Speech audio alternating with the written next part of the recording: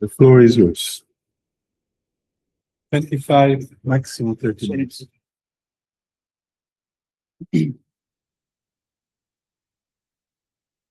Okay. Hello, everyone. It's great to be here and presenting this work at this conference or this workshop again. This is a paper, a new progress paper on evaluating climate policy mix in the UK. So using an empirical ecological E-SFC model, and it's working with me and Jens. So just yeah, that's it. Cheers. Okay. Talking about this workshop is I'm not going to spend much time justifying the empirical SFC approach. So I'm going to go straight into describing the model itself, and then some of the extensions that we're going to make or have made to the model in order to analyze a sort of broader set of policies, look at the policy scenario analysis, and make some conclusions. So the model itself, so for those who haven't seen it before, Define UK, it's an ecological empirical SFC. There are 7 sectors, so there are 2 neutral sectors and a separate power, the electricity generation sector. Behavioral equations based on post-Keynesian theory were relatively standard for the empirical SFC approach, most of which are econometrically estimated. Limited input-output interactions between the power sector and production in general, so effectively it's a 2-sector input-output model in that sense, but that allows us to look specifically at the role of the power sector and policies targeted at that sector itself. There's accounting for key UK financial stocks, private pensions, insurance assets, things that aren't always included in SFC models, which are particularly important within a UK context. And making these adjustments, which Pedro mentioned in his presentation yesterday, around implementations in national accounting, things like imputed rents and FISIM. And then from the ecological perspective, several different kind of energy variables, emission variables from different sectors. So what does that look like? More or less like this, and happen in 2 financial sectors. I try to make this look as simple as possible. I don't know what you think, but we've got 2 financial sectors. We have real economy, multiple forms of emissions relating to housing, non-fossil capital, green capital, etc. Here is this kind of limited input-output system. So we have the general production, and we've separated the power sector itself and intermediate itself between that and other forms of in. So what does this look like in terms of transaction flow measure? Do this in detail. I think the main point here is just to kind of give an idea of kind of the size and the scope of the model. So I suppose from macro models in general, it's relatively big. I think for empirical SFC models, it's probably medium size, right? We aggregate as much as possible when we don't think it makes sense to separate certain flows. And I think you can maybe see that quite clearly in terms of the balance sheet as well. We consider interest-bearing assets, disaggregate much between different types of assets, so we consider them in the aggregate form, mainly due to not thinking that necessarily matters too much for kind of questions we're looking at. But I know it's a bit of a debate, so it can be looked at. Now, I'm not going to present all the equations, but I wanted to draw your attention to a couple that I think are quite important and also maybe slightly different within Define UK. So the first one is electricity pricing. So as has kind of been mentioned, I think before, electricity is effectively based on marginal cost. So we need a marginal cost kind of pricing system to look at electricity pricing. So we can calculate the marginal cost of fossil fuel electricity directly. We know the input costs in terms of fuel, and this is carbon taxation or carbon pricing. And then that feeds into the marginal cost of electricity. And immediately there's kind of a relatively serious problem that comes with energy pricing, which is we've got a quarterly model, electricity prices are, I think in the UK, they update every half an hour, right? So if you were to think about marginal costs in a quarterly sense, you'd effectively saying all the time, marginal cost is fossil fuel based, right? But in reality, because there's fluctuation in electricity demand, sometime when you get to about 60, 70% non-fossil fuel electricity provision, you get these half-hour periods or hour periods where the grid is entirely satisfied by non-fossil fuels, right? And the electricity price goes down significantly.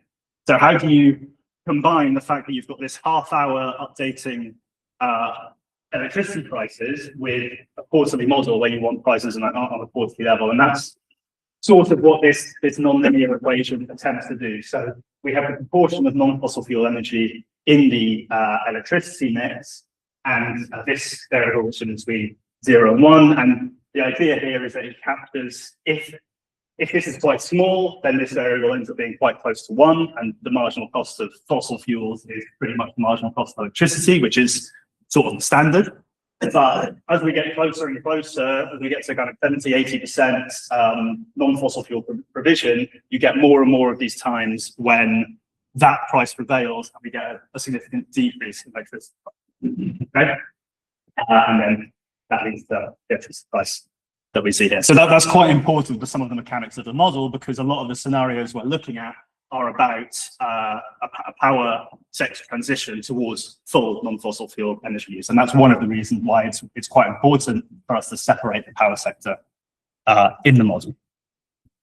Another one is in terms of financial constraints. So this sort of thing hasn't been seen before, but again, it's quite important to how certain mechanics work and certain scenarios work within the model. So there's this credit rationing rate, which is based on the debt service ratio of firms or power sector, and it's also based on the financial position of monetary financial institutions, which are traditional banks, if you like. So they're the ones doing the lending here. So if their balance sheet is looking relatively bad, they have a lot of liabilities, then they're less inclined to lend to the private sector. And this has pretty much a direct effect on investment. So we have investment demand is the main behavior equation, and this is induced directly by credit risk in this case. And we also have defaults for the private firm, which is based on primarily the illiquidity ratio for the FS. So how does the actual kind of green scenarios work in the model? And I think this is a kind of core point of this model and also of many kind of ecological models in general, which is it's all about capital, basically. It's all about changing different types of capital from conventional to green, or power capital moving from non-fossil based power to the fossil based to the non-fossil based. We also look at different types of housing stock. So using housing data in the UK, we have inefficient housing stock, which is maybe the standard, and then efficient housing stock, which is non-electric, and then we have this fully efficient electric where they've installed heat pumps and insulated the walls, and it uses much more electricity but doesn't have any direct emissions through gas boilers.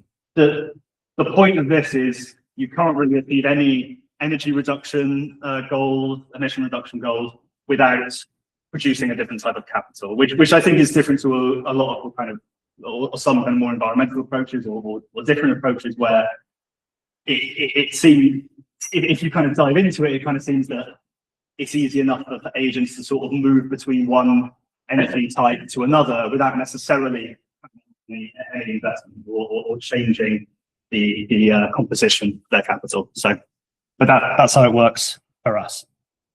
And that leads to the kind of core channels of how the financial system, the economy, ecosystem, and energy interact with each other. So we have this kind of direct effect that we see in a lot of models. We have the scale effect of economic activity. So if there's more economic activity, there's more energy use. That's direct. And there's energy use leads to more emissions, both electric emissions and non-electric emissions. If there's investment in non-fossil power, then that reduces the electric emissions because more electricity is generated from non-fossil sources. There's also the kind of general investment in green capital, which is the sort of other capital type that's held by firms and the government, and then both increases the energy efficiency of capital and the emission efficiency.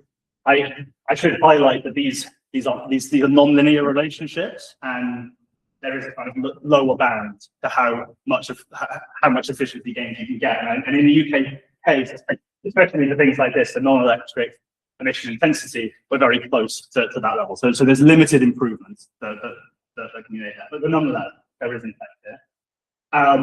In terms of housing, you have this investment in housing energy efficiency and electrification, which reduces the emissions, direct emissions from housing, from gas boilers, but also often increases the electricity you have. So you have this sort of maybe slightly counteracting effect where if you're just electrifying housing, but you still have quite a fossil-based electricity system, you're probably not going to increase emissions, right? But the benefit is less than if you are able to reduce the emissions within the electricity system. And all of this is wrapped in the credit constraints in the financial system, where income and wealth effects impact the view of the financial system on how creditworthy certain types of investment are, and that's in all different types of investment in model. But in particular, it will impact the non-fossil fuel power investment for the power sector, and will also impact the general green investment that firms are attempting to carry out. So what has this model been used to do so far? So what we've mainly done in kind of previous steps is to look at the impact of several green fiscal policy scenarios in a UK context. And I think, broadly speaking, these scenarios could be argued to be relatively feasible from a political perspective, because they're based on fiscal policies that are already somewhat in place in the UK. So ideas of subsidising the power sector, this is something that's happening in a small way in the UK. So we explore a scenario of what happens if you increase that significantly. Carbon pricing, this happens in the UK. What happens if we increase carbon pricing? What we're interested in doing in this paper now is to look at sort of broader policies that aren't necessarily on the agenda, maybe that are less politically feasible, but nevertheless still interesting to look at from a modelling perspective, and that we can use the model potentially to look at. So to do this, we have to make a couple of extensions. So moving from 1.0 to 1.1, if you like. And those extensions will allow us to look at different policies. So I think a point I want to make here, and I sort of hope people agree, is that generally speaking, SFC models have quite a few features that make them well placed to analyze quite a wide variety of policies when compared to other macro models. And I think we see this at this workshop, that people are looking at many different things, and that because of this system-based analysis, we've got several dimensions analyzed together. Any extensions that we make, as long as the SFC framework as a core is satisfied, and there's a theoretical justification for the extensions, it's still an SFC model. It still kind of works from our perspective. It's easier for us to do that because you're just adding different behavioral relationships. Obviously, the focus on scenario analysis rather than policy optimization, if you look at some of the other environmental literature, is very important, because in policy optimization, it's very difficult to look at multiple different policies at once. That's the core of what we can do in an SFC framework. And then we don't have this core behavioral framework that we have to fit things into. And I think sometimes when you look at a DSG model or models with rational optimization frameworks, and they try to incorporate different things, you can see that they seem to really struggle with kind of adjustments they might have to make to the household optimization problem that potentially we don't have to deal with. So we can do quite a lot with this framework beyond what maybe typically we do. So with that in mind, I'm going to look at modeling kind of green regulation. So generally speaking, not as many SFC models have looked at, it exists, but it's not as common. I've looked at regulation. And in terms of green regulation, places like NGFS have looked at green regulation, but they include it as this kind of shadow price. So it's like you have regulation, it's not clearly quantified exactly what that regulation means, and that makes things generally more expensive, right? It makes certain types of activity more expensive. But it doesn't really impact, doesn't really kind of capture what the regulation is actually doing, right? So what is the direct impact of the regulation on capital value or agent behavior? And I think crucially, when you start thinking about this, you kind of immediately, you have to sort of grapple with this, which is what is the impact of forward guidance on agents' behavior in the face of regulation? Because it's very, especially if it's quite a hard kind of command control, if you're banning a certain type of capital or if you're banning a certain type of activity, you're almost always going to do this with forward guidance, right? And the government will always have some level of forward guidance, and the forward guidance is part of the policy. The idea is that this will have a behavioral impact before anything actually happens.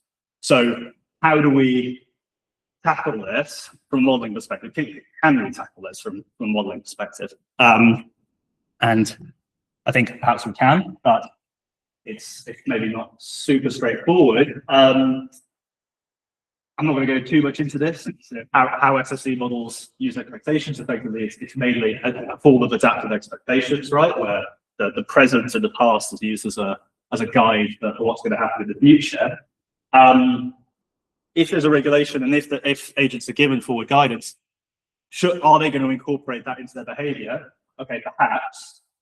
But then you have another problem, which is, say they incorporate it fully into their behavior, you might end up with an extremely optimistic scenario. So say you're banning, we look at the power sector. So you ban the use of fossil fuel electricity production, and you assume that firms are given 4 or 5 years. They fully incorporate this. They go, yep, this is definitely going to happen. We're going to need to invest loads in non-fossil fuel power, and we are going to do this because we're convinced that this regulation is going to come in. You can end up with a very optimistic result that maybe isn't relevant or isn't, well, relevant, but doesn't represent reality as well as you'd like, because there are issues of credibility here. And this is kind of from a political economy perspective, right? Not just credibility, is the government credible, but it's saying, can we lobby the government to stop this regulation happening? Is the general consensus around something like this actually going to come through? Is there going to be an election before this regulation comes in, such that we think actually the political climate will change?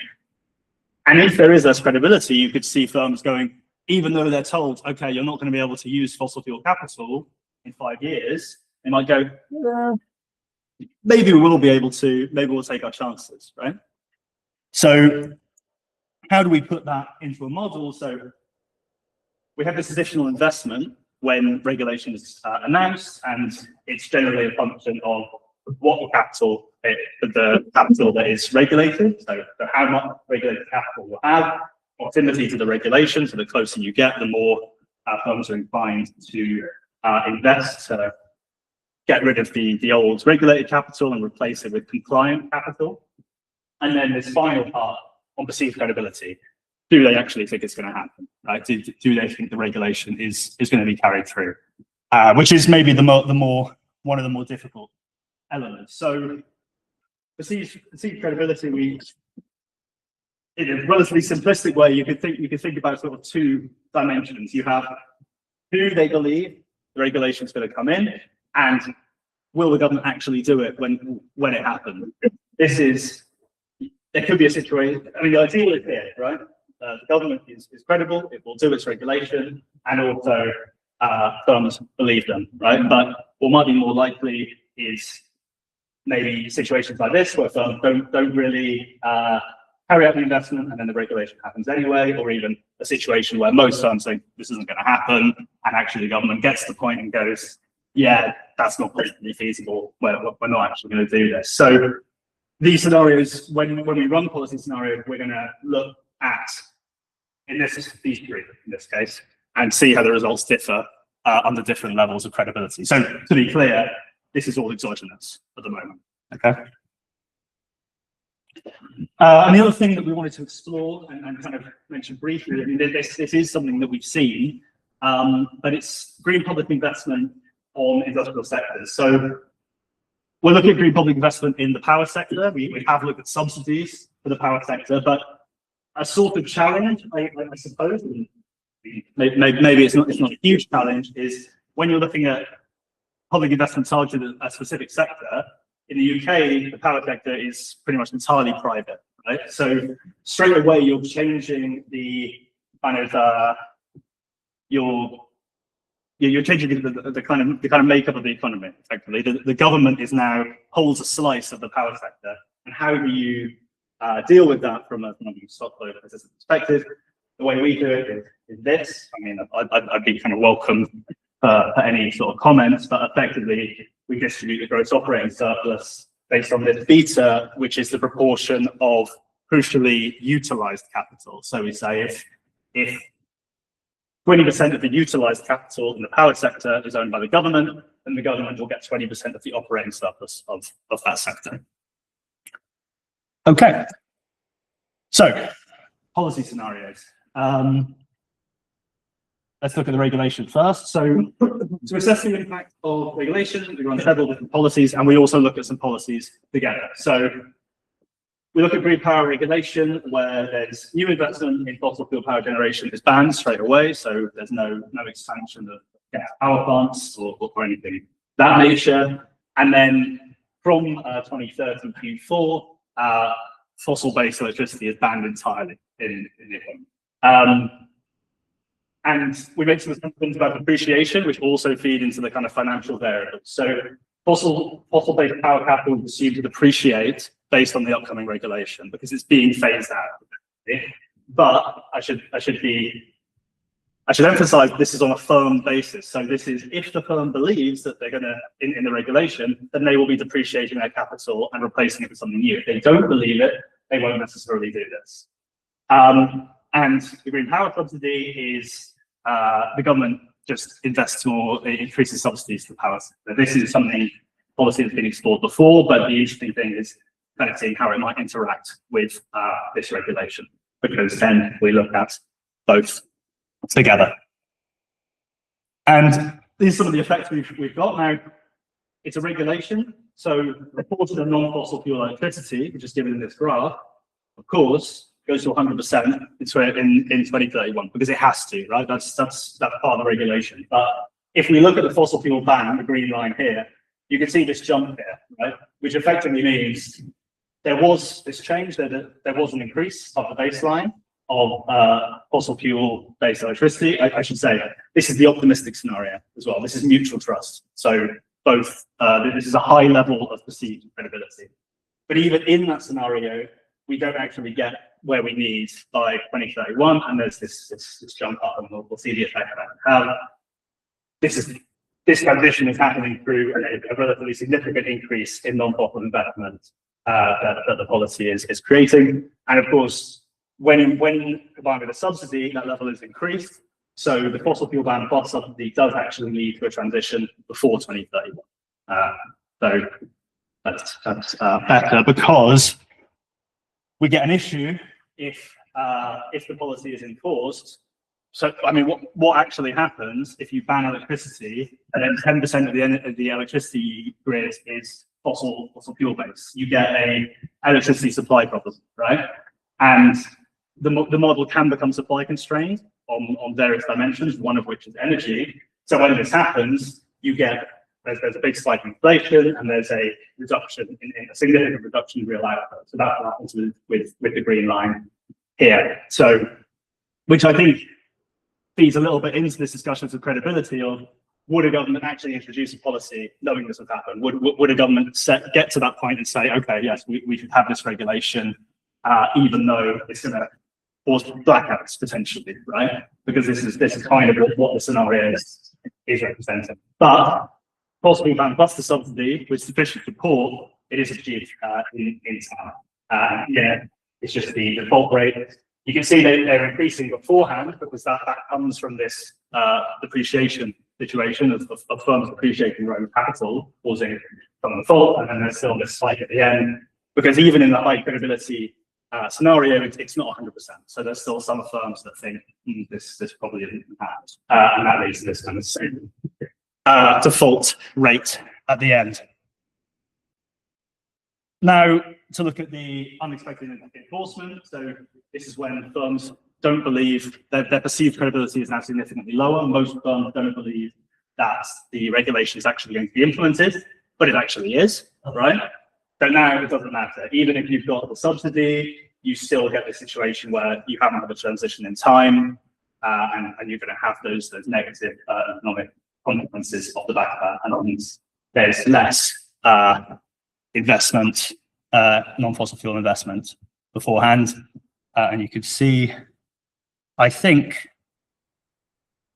oh wait, no, I went backwards, that's why. Yeah, there we go.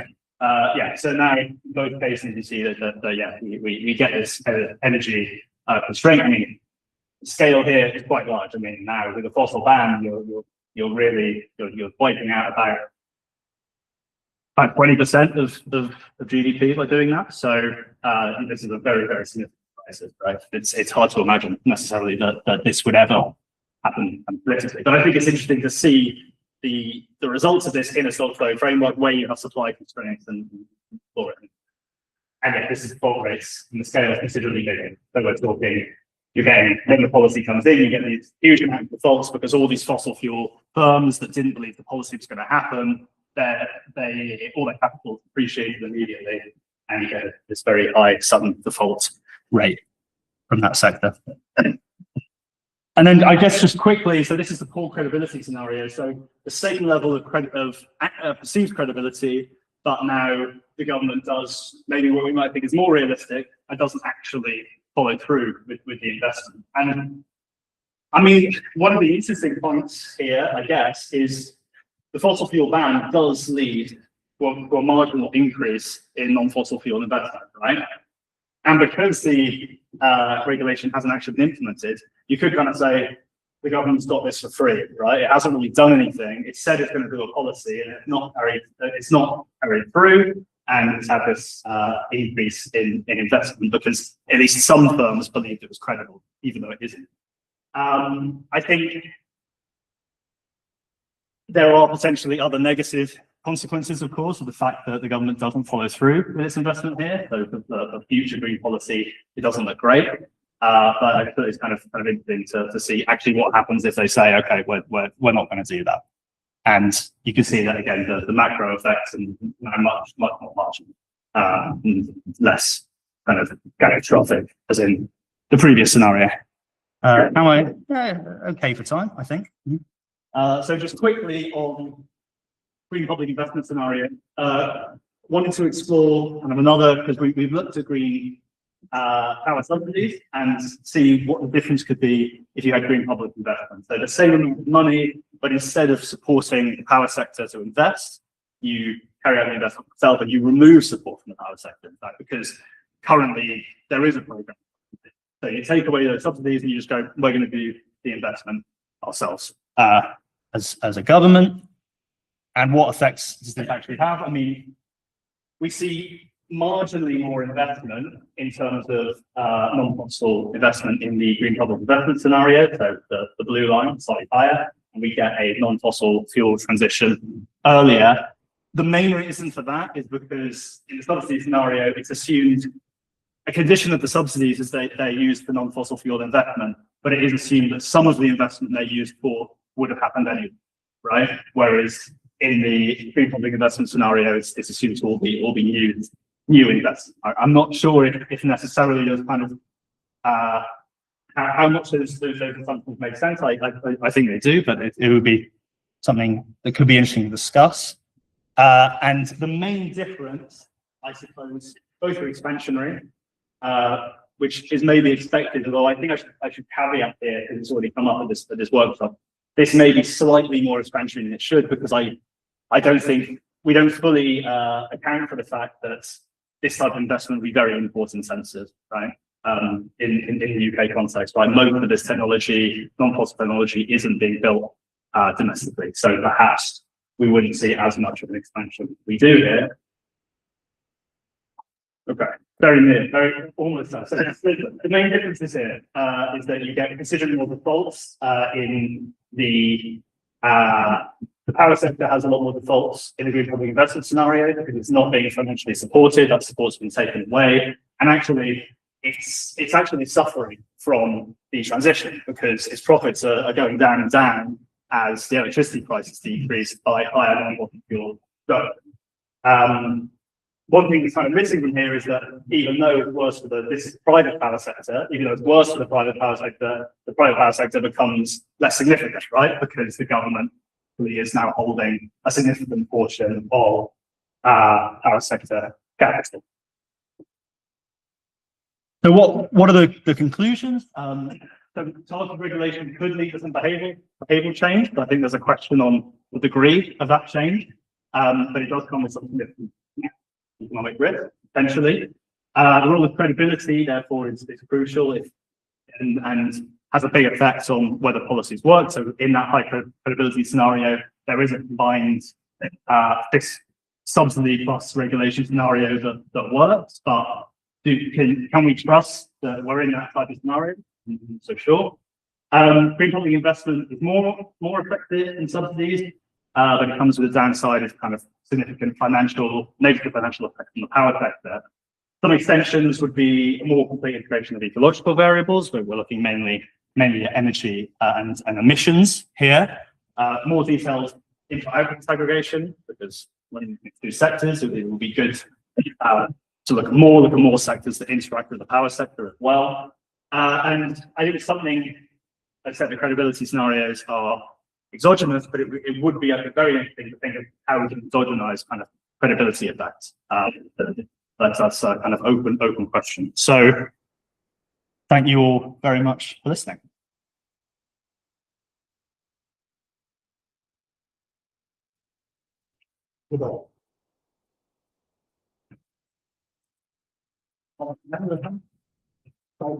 Okay, that's cool. So, well, thank you very much, Adam and Yannis, for the presentation. I don't know why this is so dark. Yeah. So,